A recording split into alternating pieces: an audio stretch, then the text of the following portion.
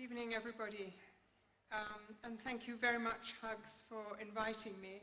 It's a great honor to be here and to share this evening with so many dear friends. I have 3 words for HHUGS's work: unique, modest, and discreet. And the current political context, which has been referred to, makes it crucial and extremely difficult, and I'll come back to that political context. Tonight it's a fundraiser, but luckily I don't have to talk about raising money. That's in other, more skilled hands. But I want to talk about something more important that has been touched on by the previous speaker, which is time. But before I come on to time, I want to give you a little background of how I have known HHUGS all these 10 years. And my experience with HHUGS comes mostly from the beneficiaries, many of whom have been my friends over these years. Although also I have met and learnt a lot from many of the great people who work for HHUGS. And they're examples of patience and self-sacrifice, their ingenuity, and what was just stressed now, the fact they never let you down, has been a wonderful example. But I've also seen burnout scar some dedicated helpers, and I've seen tensions arise at home because of the time taken looking after other families. So I want to emphasize what Harris just said, that volunteers are really needed by HHUGS. The only qualifications are time, reliability, and humility. And both men and women are extremely, extremely welcome. And to add to what Adnan just said about what HHUGS actually do, I want to mention a few things about the solidarity and the practical assistance and the organizing of social events, not only as grand as this one, but some much more modest ones. These are ways in which very vulnerable, isolated, lonely people can be brought into a world where they feel they're understood. HHUGS, those phone calls, Eid gifts, helps with schooling, helps with all kinds of both modest practical problems and really important ones, such as organizing drivers to visit people in prison. And often, these responses by HHUGS are the only human responses that these scared and lonely people can get. And don't underestimate the importance of the modesty of these actions. I have seen them have life-changing impacts on people, some of whom are here tonight, which is a great pleasure to me.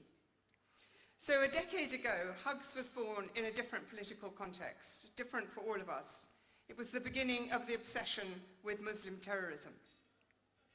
Like many others here tonight, HHUGS began to try to find ways to respond to the devastating and confusing effects of the war on terror on so many Muslim families in Britain.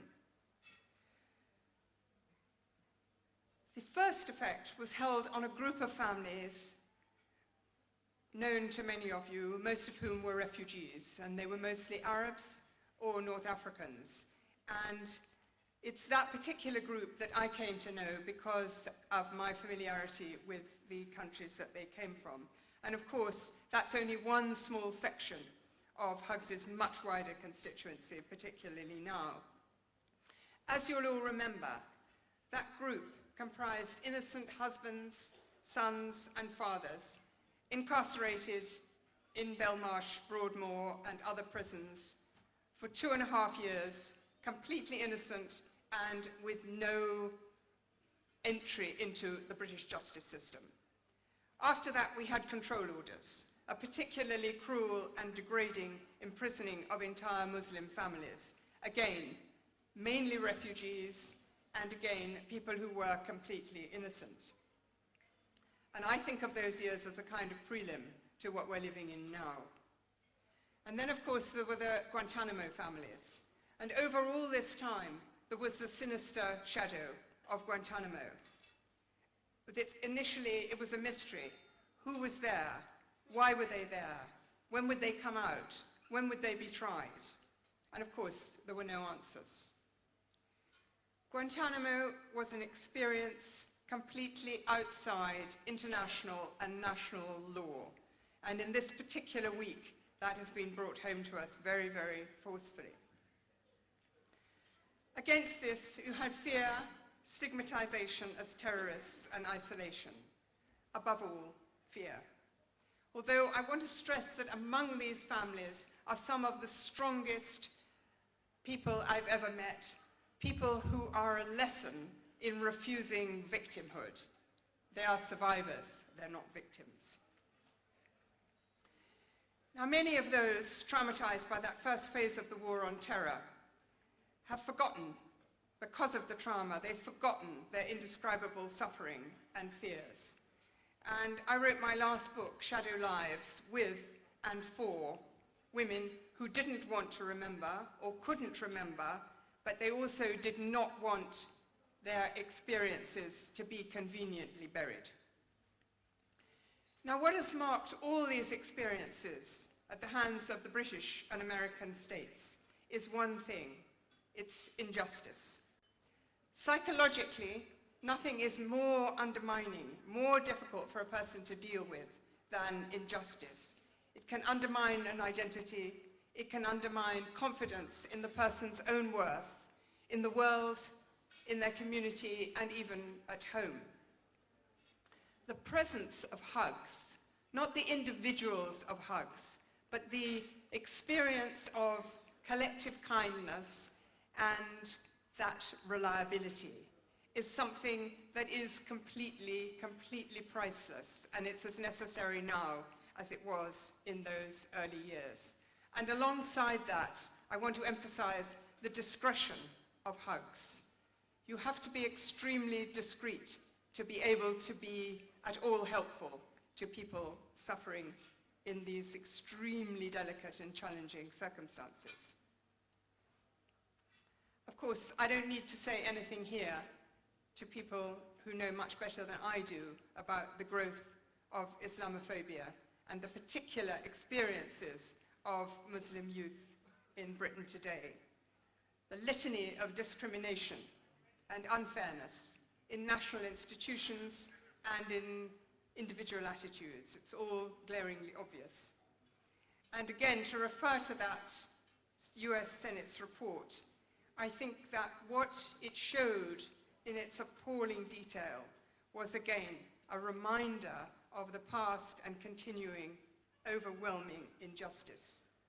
Everything that was in that report was known probably to many people in this room, but people in power were not paying attention because they thought they'd get away with it.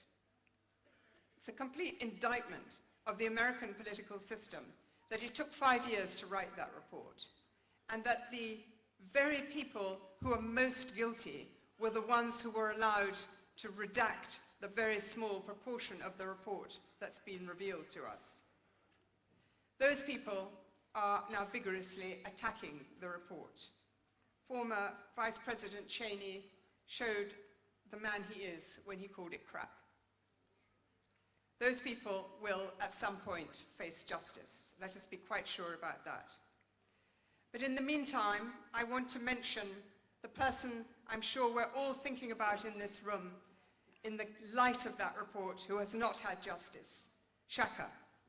You all know the story of Shaka, and I will say no more except that we cannot be together without using his name. People have already mentioned Gaza, they've already mentioned Iraq, and they've already mentioned Syria, which is the new extremely complex situation that HHUGS are having to deal with so many young people. I want to end by just saying that there will be a change in all this, and that great change will come from a new generation of highly educated Muslims who will work successfully, as my generation has not done, to change the politics of this country, so that racism and Islamophobia will no longer be the way that we get the terrible policies which have brought us to the war on terror. And I want to end by saying something that I always say, though it may seem strange to say it here tonight. Resistance to the war on terror is not a Muslim issue. It's a political justice issue which affects our whole society, and you have many more allies than you know.